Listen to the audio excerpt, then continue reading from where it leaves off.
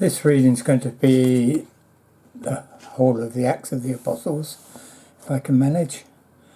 And it starts off with an introduction from the Jerusalem Bible.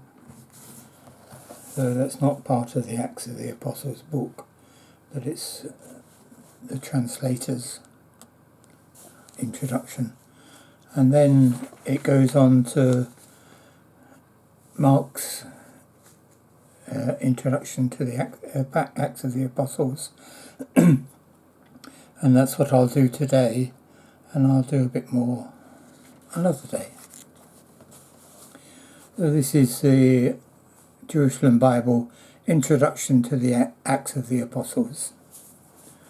St. Luke's Gospel and the Acts of the Apostles are the two volumes of a single work that today we should call a history of the rise of Christianity.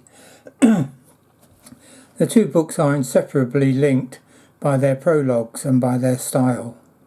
From the text of the Acts, it is evident that the author was a Christian of the apostolic age, either a thoroughly Hellenized Jew or more probably a well-educated Greek, with a thorough knowledge of the Septuagint and of Jewish culture and tradition. No other name has ever been suggested than that of Luke, the close friend of Paul, who according to an ancient tradition was a Syrian from Antioch. Luke was from a Syrian from Antioch, a doctor and a convert from paganism. Acts is in the form of a single continuous narrative. It begins with the birth and growth of the primitive Christian community in Jerusalem and tells of the founding of the community in Antioch by Hellenist Jews and the conversion of St. Paul. It goes on to show the spread of the church outside of Palestine through the missionary travels of Paul and ends with his captivity in Rome in AD 61 to 63. The narrative can be seen to be made up of separate episodes of varying lengths, all containing a great deal of circumstantial detail and commonly joined to each other by editorial formulae. For the later journeys of Paul, Luke appears to have his own notes.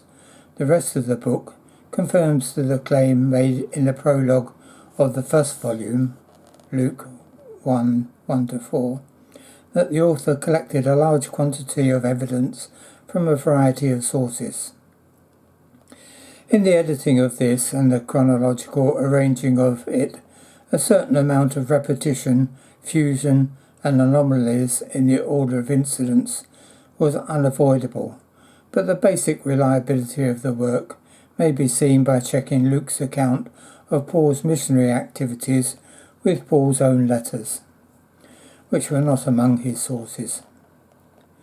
The historical worth of Acts is high, since it not only includes a major section which is an eyewitness account of the events described, but gives such detailed factual information which we should otherwise lack.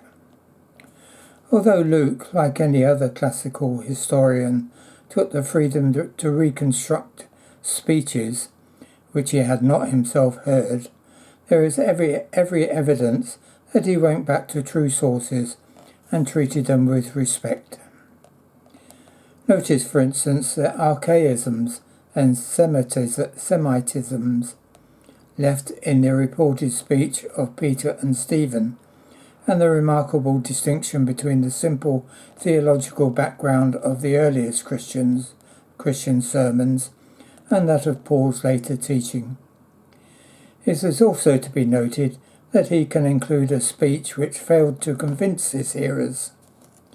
Thus, Acts is a principal source for much of our knowledge of life in the earliest Christian communities, of the first impact made by the Christian faith on pagan nations,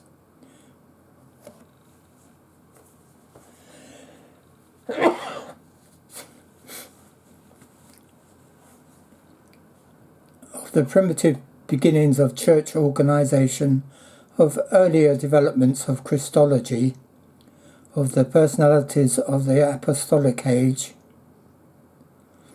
Luke is, however, not interested in presenting a formal history of the spread of Christianity. What he is interested in is 1.